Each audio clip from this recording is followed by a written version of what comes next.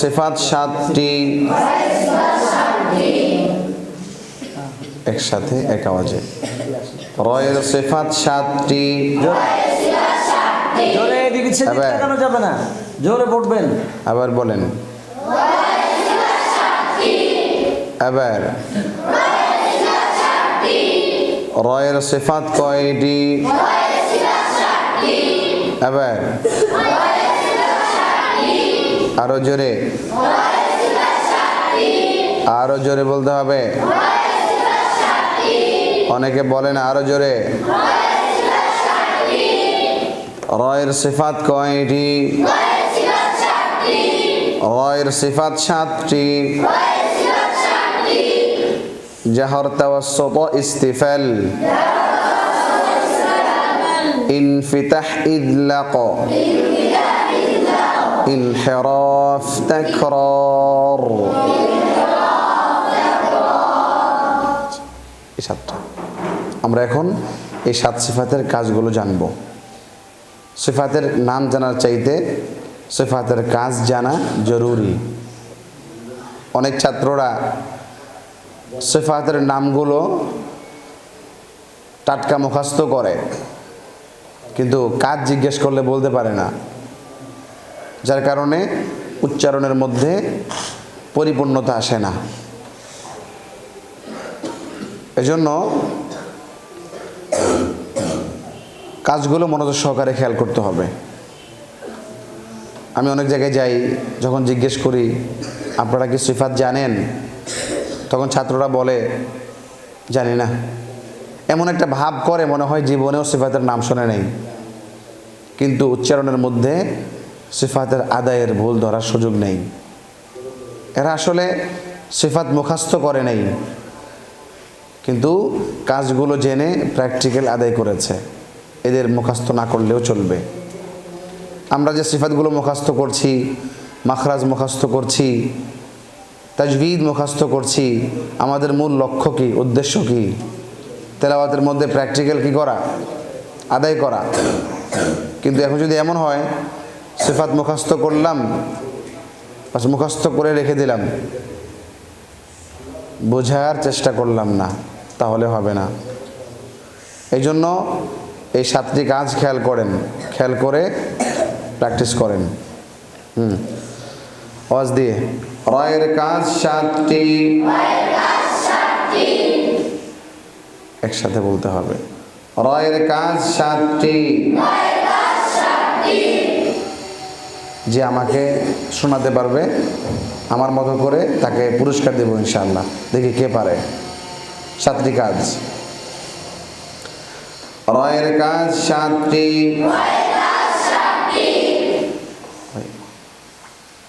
সবার মনোযোগ আছে? মাশাআল্লাহ। রয়ের কাজ কয়টি?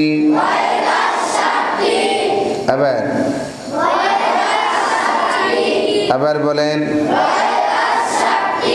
আওয়াজ দিয়ে বলেন, রয়ের কাজ কয়টি? এক নম্বরে বাতাস বন্ধ সবল হবে। আবার এক নম্বরে বাতাস বন্ধ সবল হবে। আবার বলেন, আবার আবার বলেন। দুই নম্বরে শক্ত নরমের মাঝামাঝি আদায় হবে। আবার জোরে বলেন, বলেন।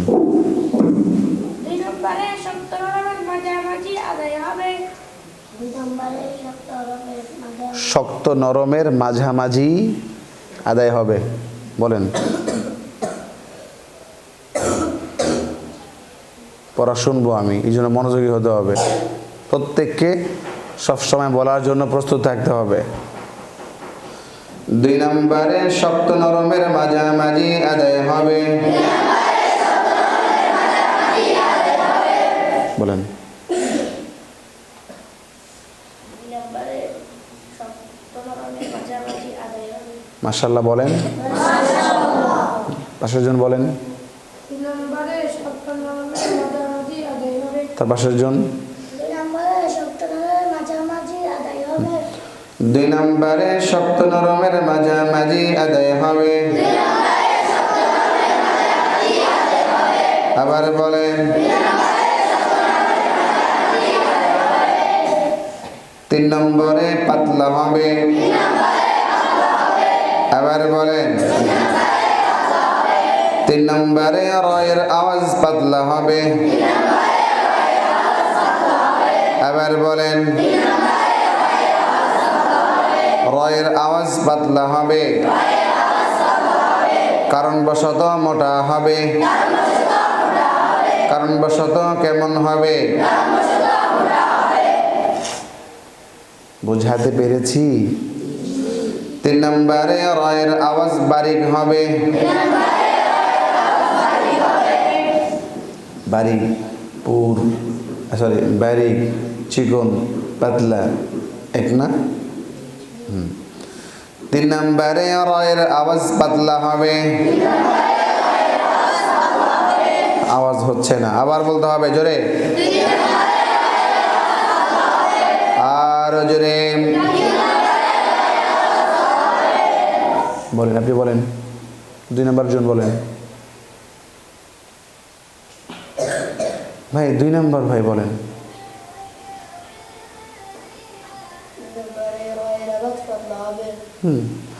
3 নম্বরে রয়ের আওয়াজ পাতলা হবে, কারণবশত মোটা হবে। আবার বলেন, জোরে বলেন।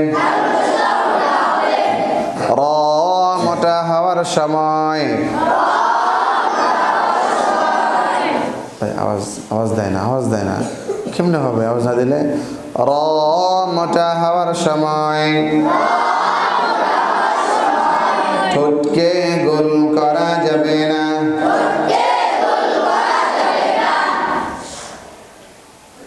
পেরেছি?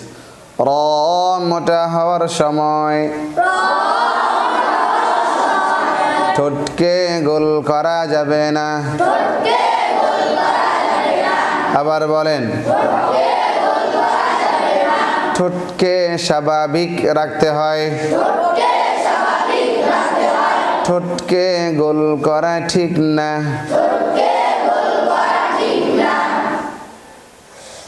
মনে থাকবে কথাগুলো? আল্লাহ পাক সকলের জেহেনে কথাগুলো মজবুত ভাবে বসিয়ে দিক, আমিন বলেন। 3 নম্বরে রয়ের আওয়াজ পাতলা হবে, কারণবশত মোটা হবে। 4 নম্বরে জিহ্বার মধ্যখান উপর থেকে পৃথক থাকবে। 5 নম্বরে জলদি হয়ে আদায় হবে। জলদি হয়ে অর্থাৎ তাড়াতাড়ি, একই। 5 নম্বরে জলদি হয়ে আদায় হবে। 6 নম্বরে লামের দিকে হালকা ঝুঁকবে। অতিরিক্ত ঝোঁকা থেকে বাঁচতে হবে। এই সিফাতের নাম কি? ইনহিরাফ, তাই না? ঠিক না? হ্যাঁ। 6 নম্বরে লামের দিকে হালকা ঝুঁকবে। অতিরিক্ত ঝোঁকা থেকে বাঁচতে হবে। 7 নম্বরে তাকরার হবে। কি হবে? তাকরার হবে। কয়বার হবে? তাকরার একবার হবে। বলেন কয়বার হবে? আরো জোরে বলেন, আওয়াজ দিয়ে বলেন, আওয়াজ খুলে বলেন। একবার হবে। আচ্ছা, এখন আসেন, আমি কি বলেছিলাম? র যখন মোটা হবে উচ্চারণ করার সময় ঠোঁটকে গোল করা যাবে না, এটা অবশ্যই মাথায় রাখতে হবে। এবং র যখন মোটা হবে মুখ ভরে মোটা করতে হবে, জিহ্বার গোড়ার দুই পাশের কিনারাগুলো উপরের দিকে এভাবে উঠে যাবে, এভাবে।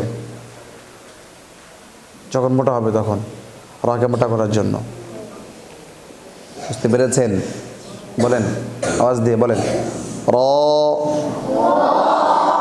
এবার র, আওয়াজ হচ্ছে না, মুখ খুলতে হবে। র,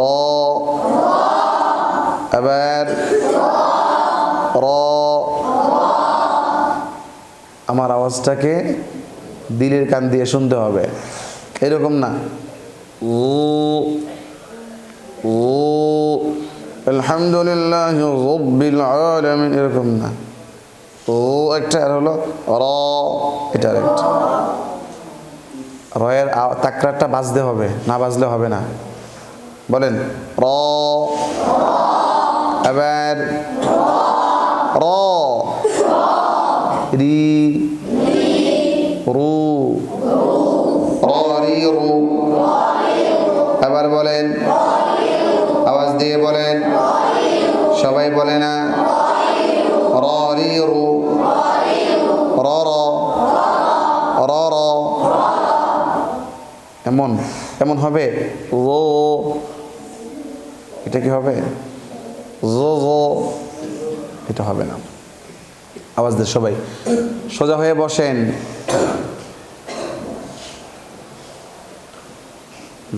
বলেন র র, আবার আরো জোরে র র। আওয়াজটা খেয়াল করতে হবে। বলেন তো, পিছনের জন, তার পিছনের জন, এর পিছনের জন, আপনার পিছনের জন, আরো মুখ খুলতে হবে, এরকম হয়ে যায়। র র এমন হবে না, ঠোঁট লড়বে না, কাইফিয়ত লড়বে না। বলেন র র, আওয়াজ দেন, রি রি, রু রু, র র রি রি রু রু, র রি রু, র রি রু, র আর, রি ইর, রু উর, আর ইর উর, আর আররি, আররু, র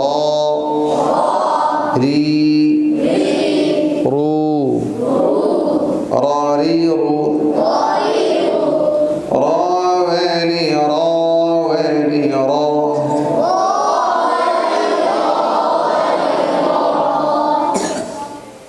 আওয়াজ দিতে হবে, আর জোরে বলতে হবে, র ওয়ালি র ওয়ালি র।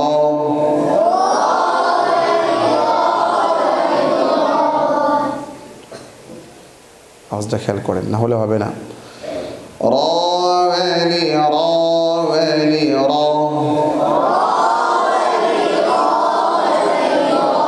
ওয়ালি র ররি মিনাল মুরারি মিরারু, ওয়ালি র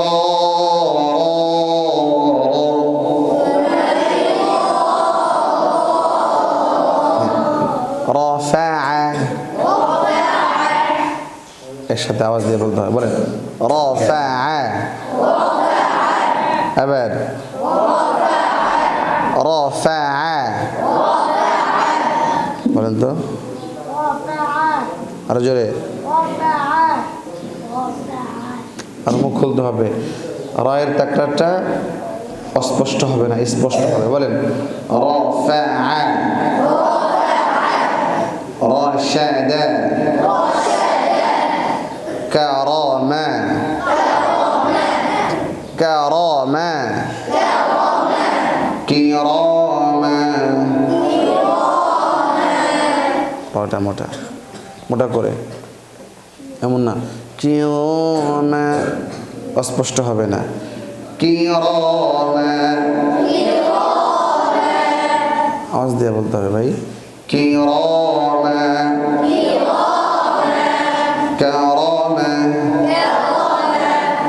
বলেন দেখি, كرامة আরো মোটা كرامة বলেন। كرامة এই যে অস্পষ্ট কারামা, এটা না, স্পষ্ট হবে তাকরারটা।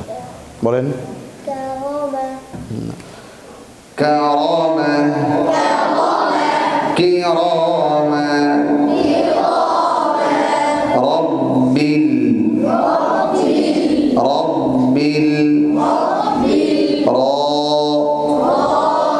রি রু রি রু। আচ্ছা, মূল উদ্দেশ্য হলো রয়ের সিফাতগুলো বোঝানো।